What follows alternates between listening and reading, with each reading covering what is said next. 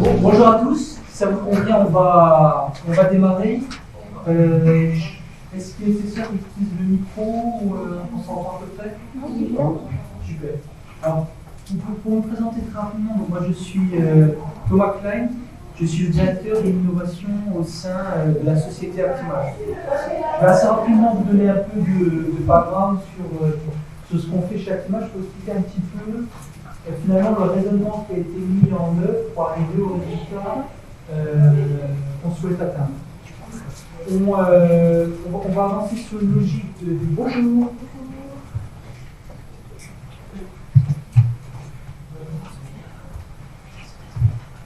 Ça a été bien fiché, vous avez trouvé, c'est super.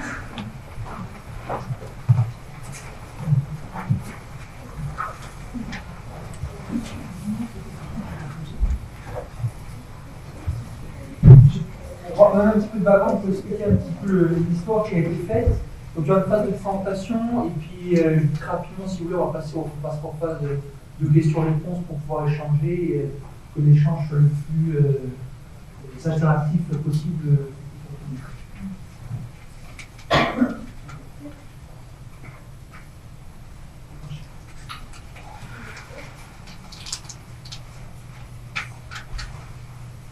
Donc Actimage, en quelques mots, donc une société qui est implantée en Europe, aux États-Unis, en Angleterre.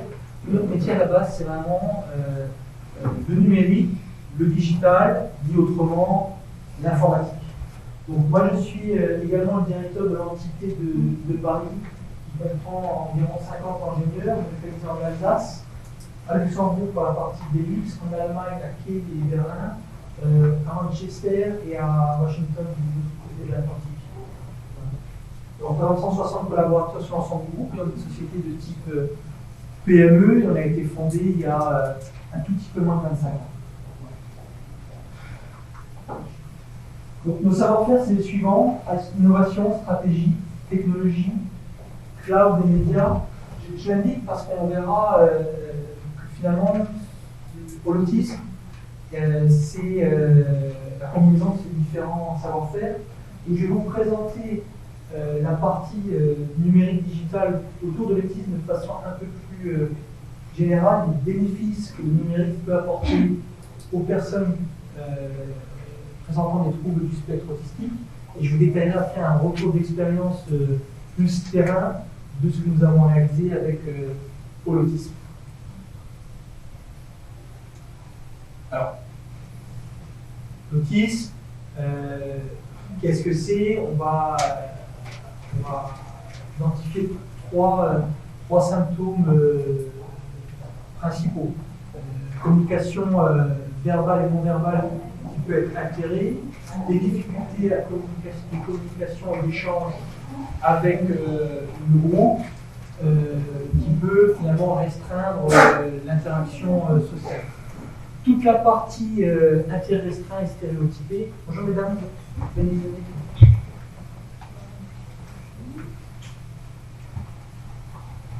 On a juste posé le décor, on avait encore bien loupé. Finalement, vous savez peut-être dans la dernière version du DSM, qui est quand même des ouvrages de référence au niveau mondial, on a mixé la partie interaction sociale avec communication verbale pour finalement rester sur deux troubles principaux. Alors, dans la présentation, sur quasiment toutes les slides, vous aurez cet onglet des sources, parce qu'on va essayer d'avoir une approche quand même scientifique sur le sujet. Et à chaque fois, on fera des renvois de ce qui appuie finalement ce que je pourrais être amené à énoncer, et c'est des choses qui sont évidemment consultables si vous le souhaitez. Donc cette triade autistique, aujourd'hui, on va peut-être plus parler de dualité autistique. Quelques chiffres clés. Aujourd'hui, on parle d'une personne sur 100 qui présenterait des troubles du spectre autistique. Ce qu'il faut avoir en tête, c'est qu'en 1975, on parlait d'une personne sur 5000.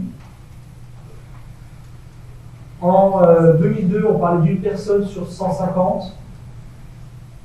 Moi, je me suis arrêté au chiffre de 1 sur 100 qui fait un petit peu consensus, mais dans certaines régions, je pense aux États-Unis, dans certains États et en Corée du Sud, on est sur un ratio de 1 sur 68. Vous imaginez le nombre de personnes qui sont concernées, et même pour des personnes qui n'ont pas une activité spécialement orientée autour du handicap, dans un environnement familial, dans un environnement professionnel, vous ne le savez peut-être pas, mais il y a de très bonnes possibilités que vous soyez en contact avec des personnes qui prennent des troubles du spectre autistique. On est sur un ratio qui va concerner plus les garçons que les filles, à peu près 4 fois plus. On ne sait pas trop pourquoi finalement. D'ailleurs, on ne sait pas exactement ce qui crée les troubles autistiques. Différentes pistes sont avancées. Il y a de bonnes chances que ce soit quelque chose qui soit multifactoriel. On a rajouté une information sur cette slide concernant l'âge moyen du diagnostic qui se situe autour de 5 ans. On arrive à faire des early diagnostics aux États-Unis aux alentours de 24 mois, mais ce n'est pas la majorité des cas. Il y avait d'ailleurs, pour la petite histoire, ce brillant chercheur en neurosciences australien qui avait été vraiment spécialisé sur la partie autisme. Il s'est rendu compte, lorsqu'il revisionnait avec un peu de nostalgie les films de Noël de ses 2 enfants, il regardait ça avec sa fille, ils se sont rendus compte là, finalement que leur fils, qui avait aujourd'hui 40 ans, présentait déjà le trouble du spectre. Il y a encore de la place, mesdames, vous pouvez venir, il n'y a pas de souci. Donc finalement, c'est pas toujours aussi effectuable, même pour des gens qui sont très impliqués sur le sujet, c'est toujours beaucoup difficile. Je pense que c'est dans le cadre de la tâche d'intégration. Donc quelques informations clés, un petit peu la carte d'identité de l'autisme, qui permet de mettre un petit peu tout le monde dans la même chose. Il y avait des questions d'ici l'approche est un petit peu différente, ce qu'on observe dans la manière d'intégrer les personnes autistes. On va être dans certains pays, principalement les pays plus nordiques, on a une culture très inclusive, où les personnes autistes sont complètement intégrées dans des classes ordinaires. Bon, vous savez qu'en France, on fonctionne avec les classes ULIS, qui sont, par un raccourci, un petit peu un mix de la classe séparée et la classe vraiment complètement inclusive. Et d'autres pays, j'en ai cité quelques-uns sur la slide de gauche, qui sont vraiment dans une logique classe liste.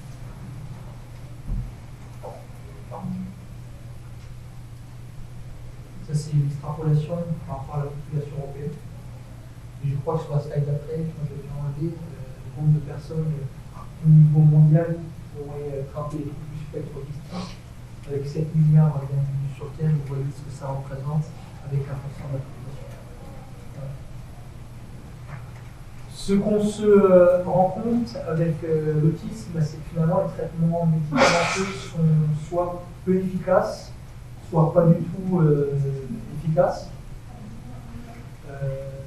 Et que ce qui fonctionne encore le mieux, ça va être vraiment les approches comportementales. J'en ai dit quelques-unes aussi avec des méthodologies, alors elles ne sont pas toutes au même niveau, hein, évidemment, mais c'est un petit peu les méthodes de référence en France comme dans le monde. C'est les méthodes qui existent. Nous, ce qui nous a interpellés, c'est finalement la très bonne appréhension. Il y a cette prévalence au niveau de l'autisme et la très bonne appréhension des personnes autistes avec tout ce qui va être digital, numérique, informatique, tablette, smartphone.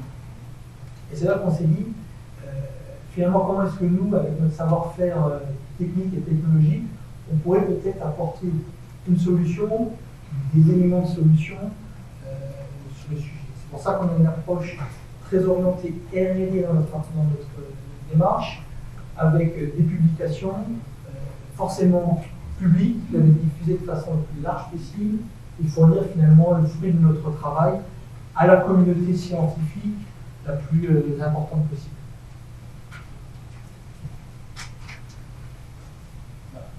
Donc je vais rentrer dans le vif du sujet avec cette partie technologie. Alors est-ce qu'il y avait déjà des remarques ou des commentaires par rapport à ce qui a été indiqué dans cette première partie? Des gens qui ne sont pas d'accord avec ce qui a été dit? Non, je voulais juste une petite précision sur la méthode d'apprentissage LERD. Oui. Quel va être le cible learning? Je ne saurais plus dire à quoi correspond exactement le cible, mais on va mettre en avant un apprentissage très individualisé pour cette méthode comme les autres. Le problème c'est que le prérequis c'est quand même des moyens assez importants en termes de médecins, en termes d'aide, et ce n'est pas des choses qui sont déployables pour des individus et des particuliers. Et c'est pour ça qu'on va proposer une approche un petit peu plus, je disais le terme, industrialisé, mais on ne voulait pas, pour en tout cas proposer des choses beaucoup plus abordables d'un point de vue financier, d'un point de vue organisationnel également. D'autres remarques? Donc on rentre dans le vif du sujet, la technologie au service de l'environnement.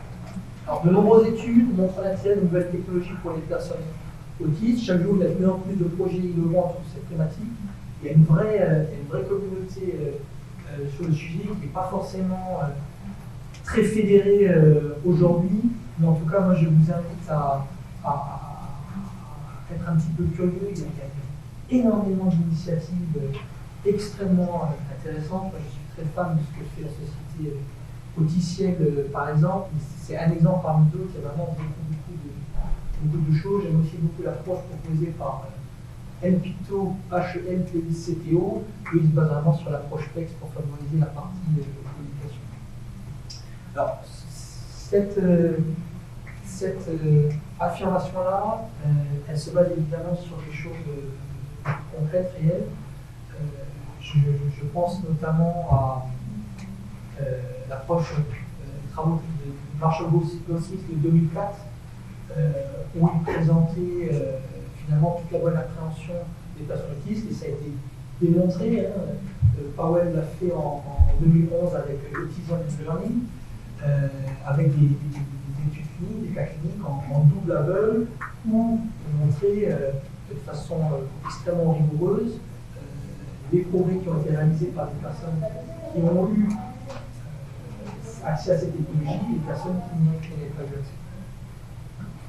accès. Finalement, ça se comprend assez bien parce que l'informatique, c'est quelque chose d'extrêmement rigoureux, c'est assez sécurisant.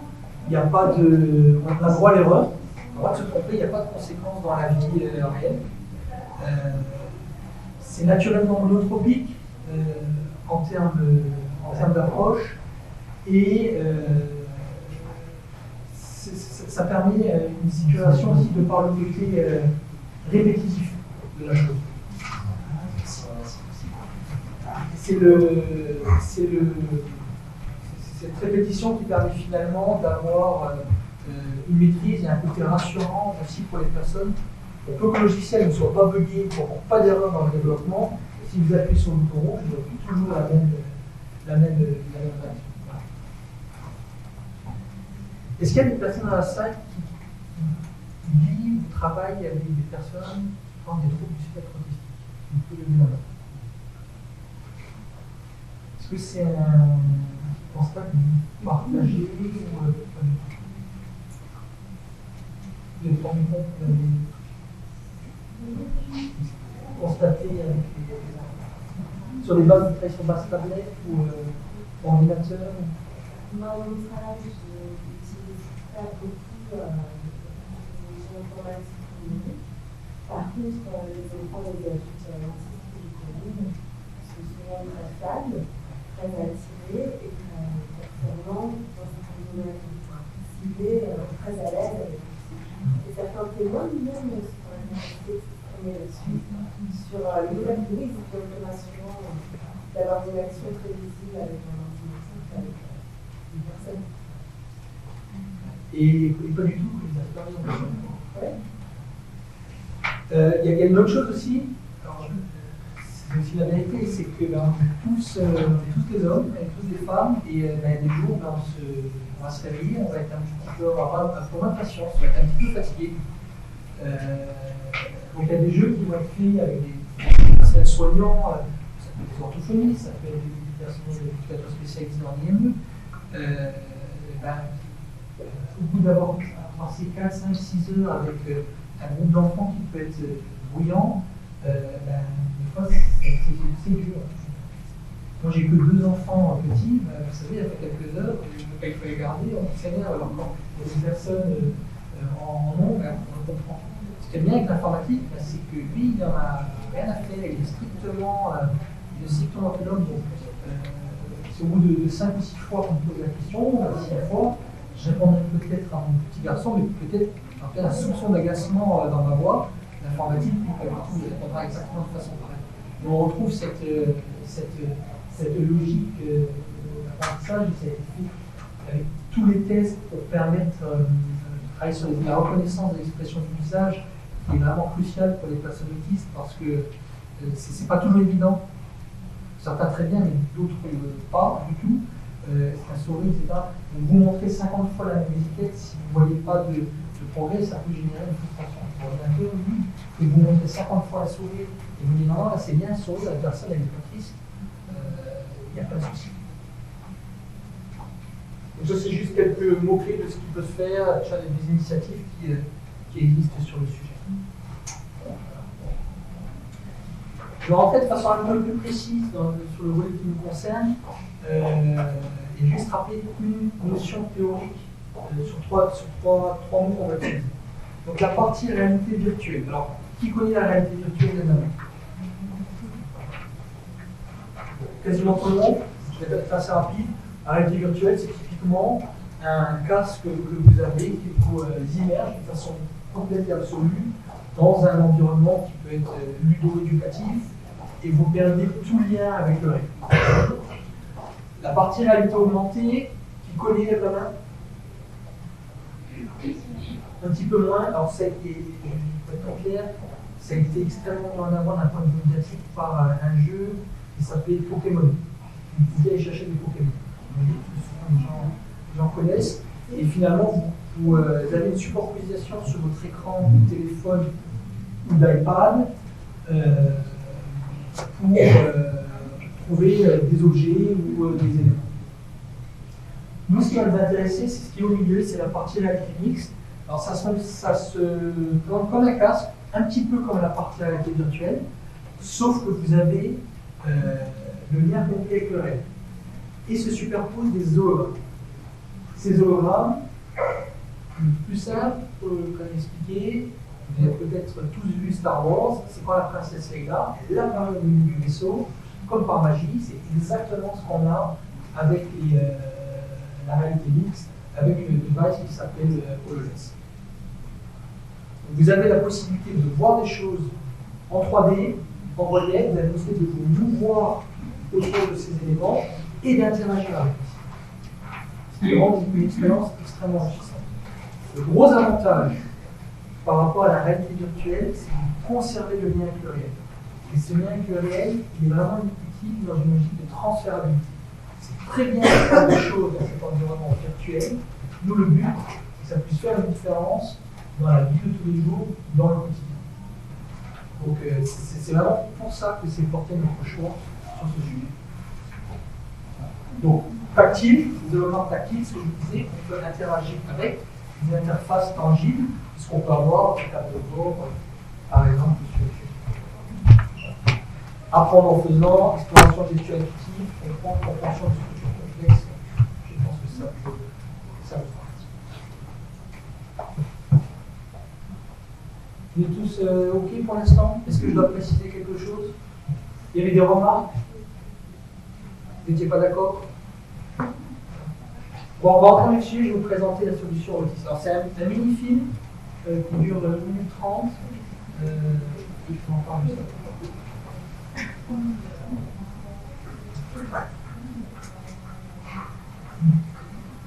Voici Julie. Comme 160 000 enfants en France, Julie est atteinte de troubles du spectre autistique. Cela représente...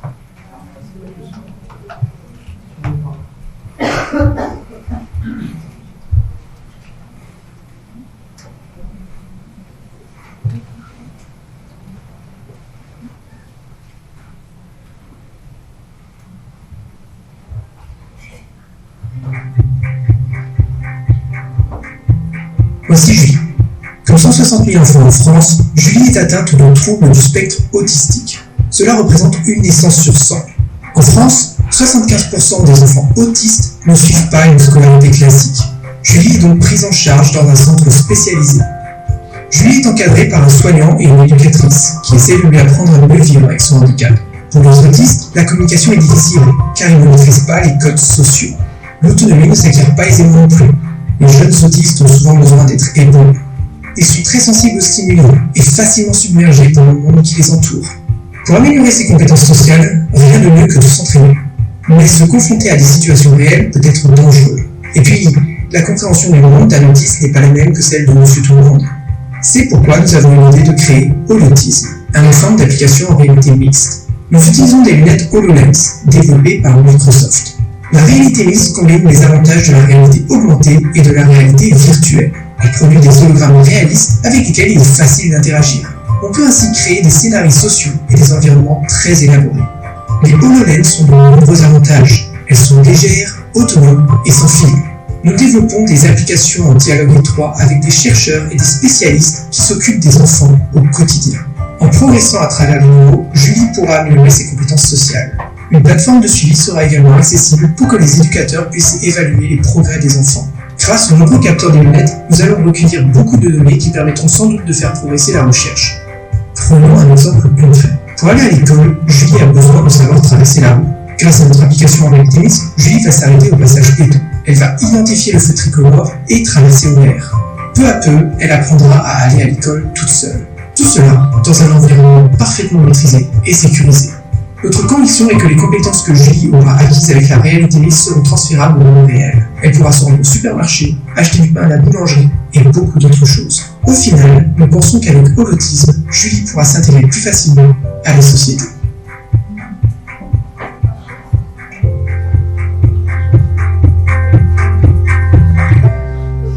S'il vous plaît.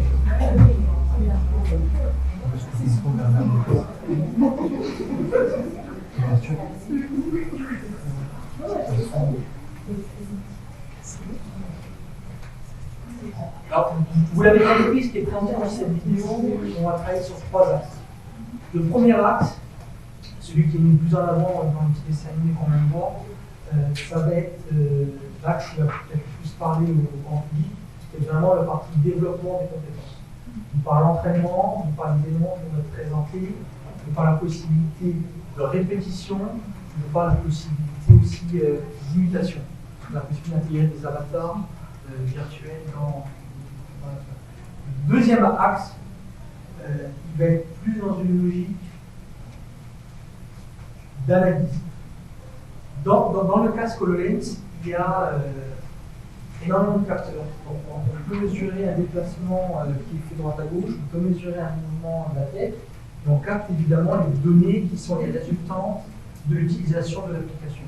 Donc finalement, après une session d'utilisation de 10-15 minutes, on a une quantité très très importante de données. Donc le volet sur lequel on travaille, là, c'est le vrai projet de R&D, c'est toute cette logique de marqueurs qui vont pouvoir aider à construire un dépistage, un diagnostic, dépistage.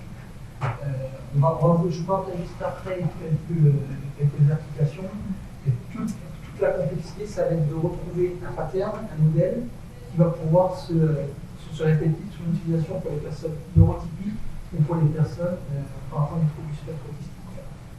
Le troisième volet du projet, ça va être la mise à disposition de ces données pour le monde de la recherche de façon plus générale, pour permettre une prise en main et une capitalisation finalement de tout le travail qui va être fait. Petite photo qui illustre l'utilisation. Donc là, vous voyez l'enfant qui porte les lunettes. Ça, c'est virtuel, ça, c'est virtuel, ça, c'est virtuel. Et là, vous avez le personnel encadrant, soignant, dedans, qui va également pouvoir voir ce qui est vu par la personne. Okay, donc, il partage la vie. Lui, en plus, il y a des informations. Il y a des informations sur l'utilisation qu'il fait du sujet, parce que la Juliette, autour de son poignet, elle a un capteur qui va mesurer sa tension, ses battements. Voilà. Donc c'est une expérience qui doit être positive. Ça va absolument pas être anxiogène, ça va être ludique, ça va être plaisir, ça va être fun. Donc si on voit qu'il y a le stress, à un moment donné, on arrête. C'est pas grave. On le fera peut-être demain, peut-être la semaine prochaine, ou pas. Et ça doit être quelque chose qui est absolument serein. Là, Juliette, elle est chaque pédale. Ça, c'est une application qui a développé la motricité. Et après, on mesure tout ce qu'elle a vu, tout ce qu'elle a appris. De façon classique, ce qu'on peut attendre d'un enfant, je ne sais pas, quand on voit un banc de baudruche, l'enfant, il a envie tout de suite d'aller le caquer, il a envie d'aller toucher, il a envie de manipuler. Peut-être pour certaines personnes, il y aura un désintérêt total. Peut-être que la personne ne va même pas tourner la tête, va voir le ballon sans le voir, mais ne va pas chercher à interagir. C'est ce genre de marqueur aussi qui peut être intéressant sur la partie dépistage. Est-ce que vous avez des questions? Je vous en prie. Je voudrais savoir si les lunettes sont en stade expérimental, ou bien si elles sont en stade expérimental, les lunettes existent, elles sont développées par Microsoft. On est sur la version 1 qui a déjà été sortie il y a un petit peu plus de 2 ans. Il y a une version 2 qui va sortir de façon absolument imminente, en tout cas avant la fin de l'année. Il y a 2 possibilités sur la partie lunettes, soit de l'acheter, donc là on est sur un coût de 3 500 €, soit de la louer sur une période mensuelle. Nous, côté Actimage, nous on ne travaille pas sur le hardware, ça vous l'avez bien compris. Nous, notre métier, c'est de développer des applications de travail. Je vous ai parlé avec votre téléphone, vous achetez votre iPhone à Apple, et il y a des sociétés qui interviennent sur le développement des apps. Nous, on n'est pas Apple, on n'est pas Microsoft, nous c'est vraiment la partie logicielle qui nous concerne, et les lunettes sont un support. Si demain, alors je ne vais pas dire trop fort parce qu'ils sont juste à côté de Microsoft, mais si demain il y a une lunette qui propose les mêmes fonctionnalités, nous on développera aussi ce support-là. Nous, on n'en a rien à faire. Nous, ce qu'on veut, c'est la meilleure solution de technique, technologie pour les familles, pour les enfants. Mais ce casque, c'est un petit bijou. C'est bien plus puissant que l'ordinateur que vous avez à la maison. C'est miniaturisé, c'est un bijou de technologie. En fait, mon but, c'est de savoir si les lunettes là sont dans les structures. En fait, si elles sont à l'exercice aux structures, si elles sont déjà dans les structures, comment puissant. C'est le but de la question en fait. Alors, les lunettes peuvent être achetées, vous pouvez acheter cet après-midi si vous voulez. Par contre, votre question c'est de savoir est-ce que la solution est utilisée dans les centres? Voilà, Je vous réponds ça. D'autres questions? Des questions à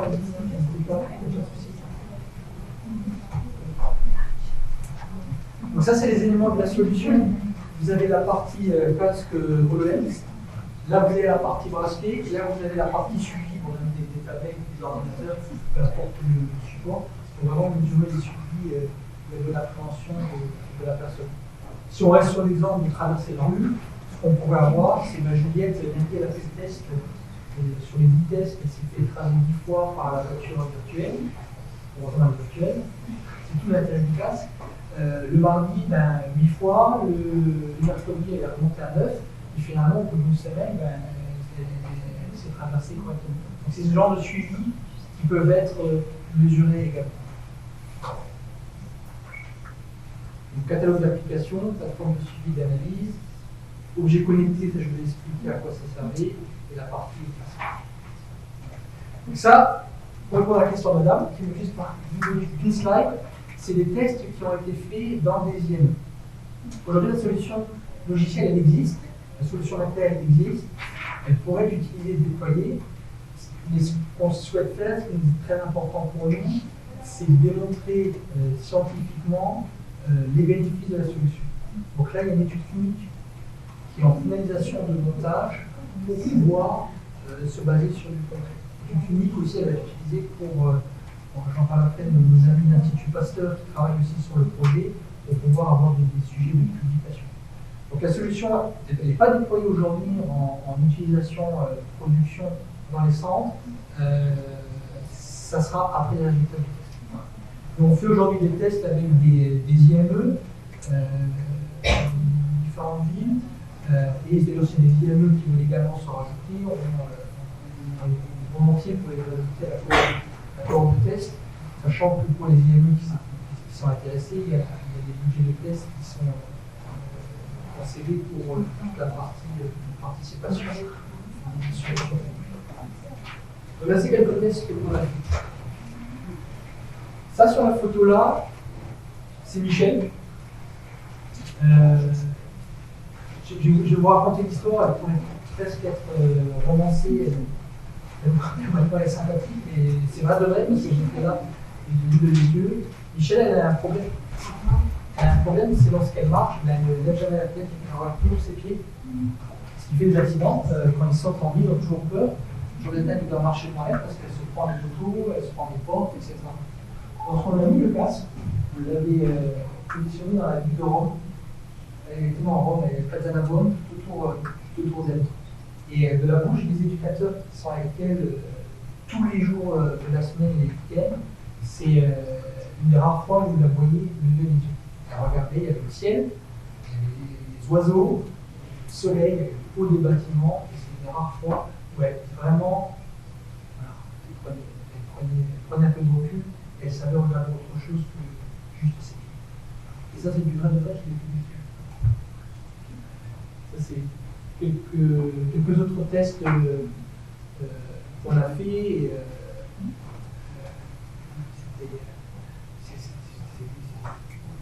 les enfants s'amusent. C'est vraiment perçu comme un jeu.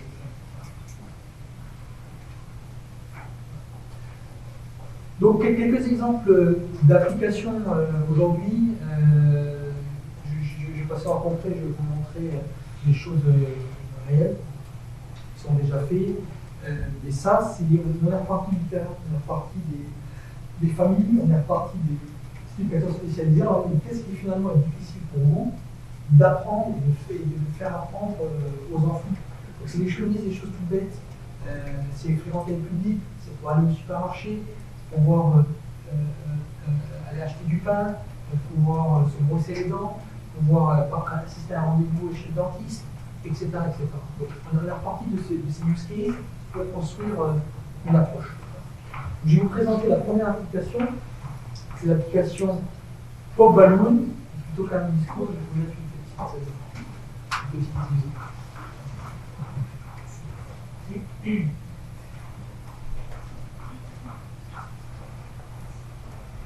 Voilà.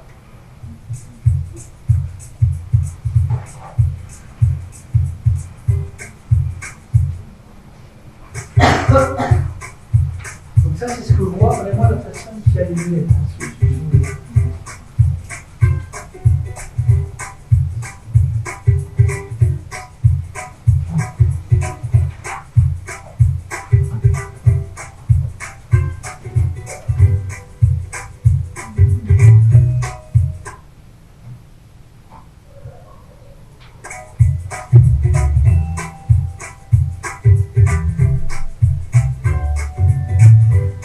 Niveaux, on fait le test, on a un score, le score est mesuré, historisé, on a avoir le suivi qui va bien.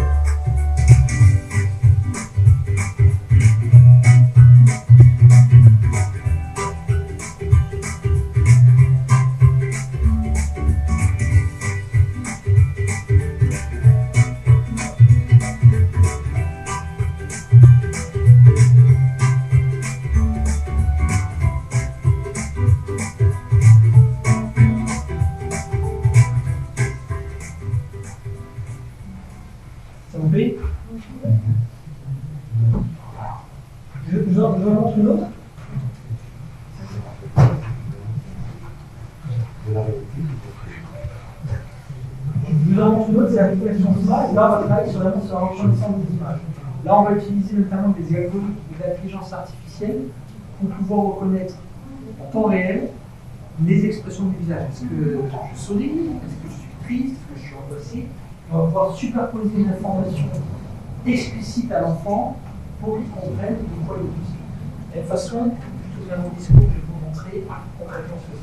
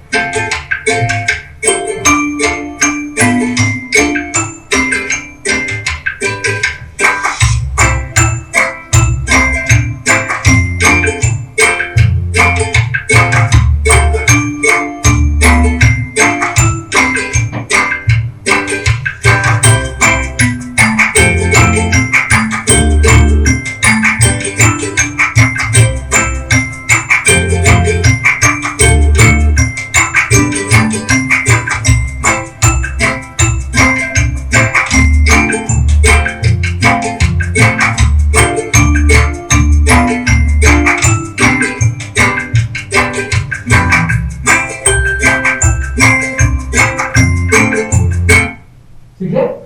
Il y a des questions, des remarques? Vous trouvez ça utile, pas du tout utile? En fait, je ne sais pas comment c'est il y a ensuite des personnes qui sont un peu préalables demandées faire comme visage, et elles pourraient faire la même chose avec des caméras qui sont sur ordinateur. Et là où on voit la personne en ligne, je ne comprends pas comment c'est pareil. Ah, il y a deux volets. C'est quoi pour vous dire? Ouais. C'est ça la beauté du truc. Ah oui, là, c'est que Il y a deux volets. Le volet, je parle du volet le plus évident. C'est le volet qu'on voyait à la fin. Donc vous avez des images qui étaient préenregistrées. Et là, voilà, ça, tout le monde a compris, je pense. Premier volet, c'est ça qui est le plus sympa, c'est que la reconnaissance se fait en temps réel. Et c'est là qu'il y a toute la puissance de l'intelligence artificielle. Et il n'y a rien de préenregistré. Si vous voulez faire un test après, on fait un test avec vos stands. Vous souriez, vous faites triste, et en temps réel, il y aura le scénario qui va dire voilà, madame est contente, est triste, est angoissée, etc. Et là, c'est là on est connecté au cloud de Microsoft, on fait des requêtes, on processe comme ça les informations. Est-ce que j'ai compris la question? D'autres remarques? Et je vais en modifier.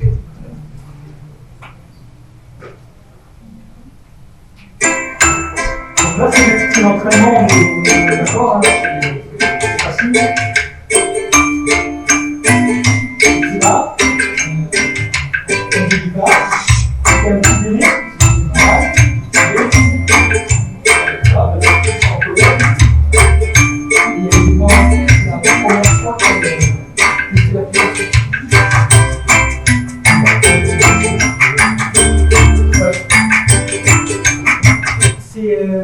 parce qu'on est dans ce qu'on appelle le spectateur view, c'est-à-dire que on montrait que c'était pas un montage post-prod qu'on avait fait, et c'est quelqu'un qui filmait avec un FX, ce que voyait la personne. Ok, voilà. Ce que je voudrais savoir, c'est qui met le casque? C'est l'enfant autiste? Ouais. Ou bien c'est celui à qui on doit décider si c'est. Comment ça s'appelle? Voir s'il est content ou s'il est fâché? C'est vraiment la personne. C'est deux la personne qui veut s'entraîner sur les reconnaissances d'une expression, va mettre le casque. C'est juste. Ouais. Vous arrivez à rester connecté, enfin à rester concentré sur la chose. Oui, mais comme tout enfant, autiste ou pas autiste, comme les adultes, l'attention, elle va et vient. Donc nous, on ne préconise pas des utilisations de plus de 10 minutes et un quart d'heure. Même nous, nous, même pour une présentation comme ça, au bout d'un quart d'heure, on relâche, on a forcément un petit passage à vivre, donc on n'a pas attendre à demander des miracles. Donc c'est pour ça 10 minutes, c'est pas mal. C'est une bonne question. Et d'autres remarques, d'autres questions? Allez. Oui, est-ce que le casque est bien accepté? Est-ce que c'est pas désorientant d'avoir quelque chose comme ça? Non, parce que si vous avez déjà utilisé un casque de réalité virtuelle, moi j'aime pas du tout le casque de réalité virtuelle, ça me rend malade parce que voilà, on perd ses repères, on va expliquer c'est avec l'oreille interne, etc. Blablabla. Ok. Moi, une minute, ça m'agace. Là, l'avantage, c'est que vous conservez vraiment le lien avec le rêve. Donc, vous avez tous ces effets de mal de mer, vous ne les avez pas.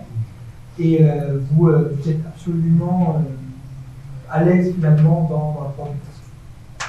Alors, juste une exception, peut-être la question qui va venir après. Est-ce que tout le monde peut mettre le casque? La réponse est évidemment non.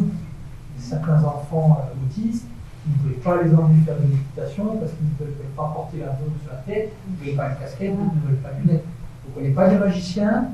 Pour ces personnes qui ne peuvent pas supporter d'avoir le casque, il n'est pas lourd, il n'est pas invasif. Pour certaines personnes, c'est déjà trop. Donc là, on n'est pas magicien. Mais ça représente assez. Ça ne représente pas du tout une majorité. Ça représente une faible portion. D'autres remarques? Et pas seulement l'axe pour acquérir de visualisation, il y a aussi des activités cérébraux. Est-ce qu'il peut acquérir des signaux du cerveau pour bien sur le corps de visualisation? Ouais, non, il n'y a pas d'appareil pour mesurer l'activité cérébrale dans la casque. C'est ça la question. Oui. Oui, non. Est-ce que c'est combien combiner c'est la visualisation et ça, c'est une bonne question aussi, parce que ça, c'est des tests qui se font en labo avec la PHP, où là, parce qu'on sait que les régions du cerveau vont être stimulées en fonction de quelle activité.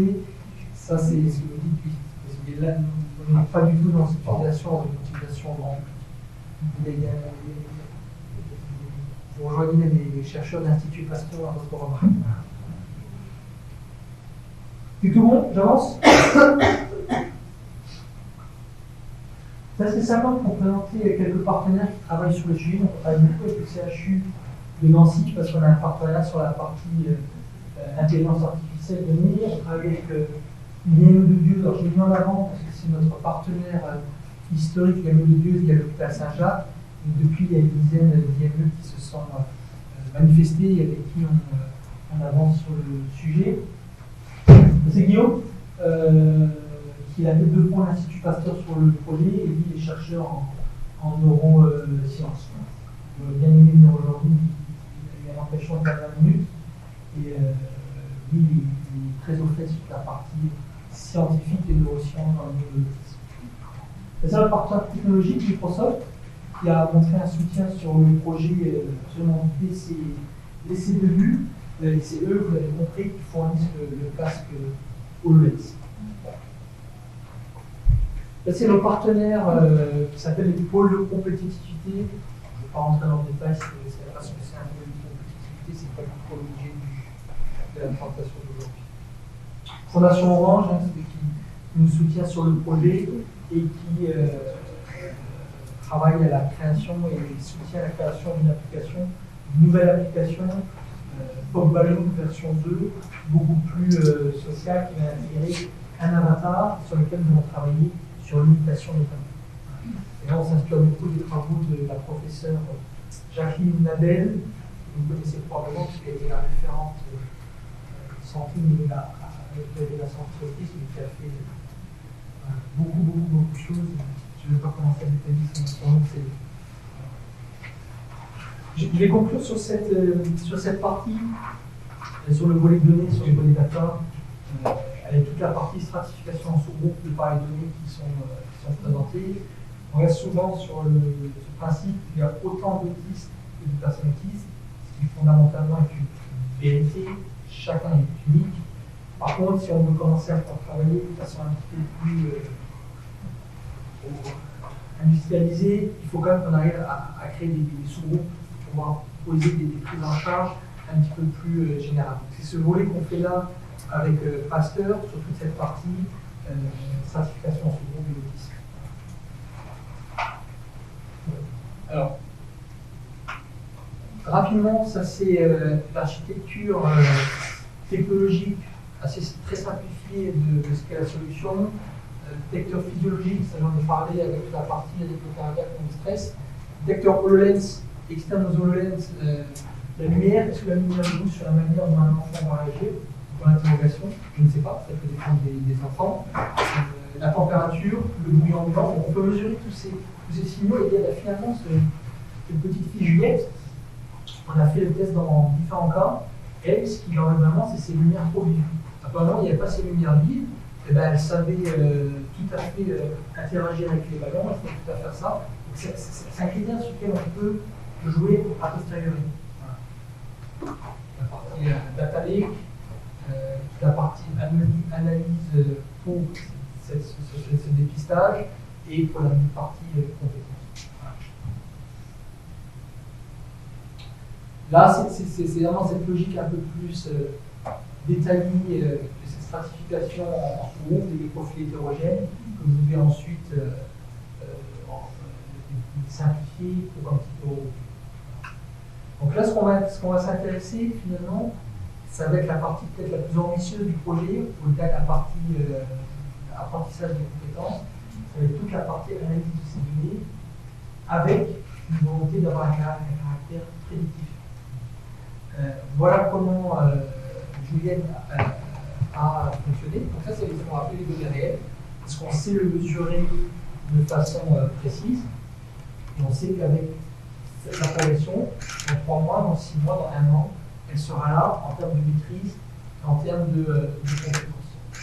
On peut avoir également des progressions qui vont être un petit peu plus exponentielles, dans la mission un critère d'habilité sociale, et finalement, ces progrès qu'elle a eu sur la dernière période nous permettent d'être plus optimistes sur la suite du projet.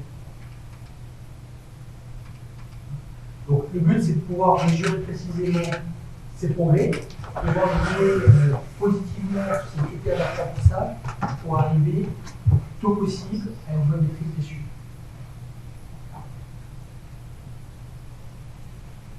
J'arrive au terme de ma présentation.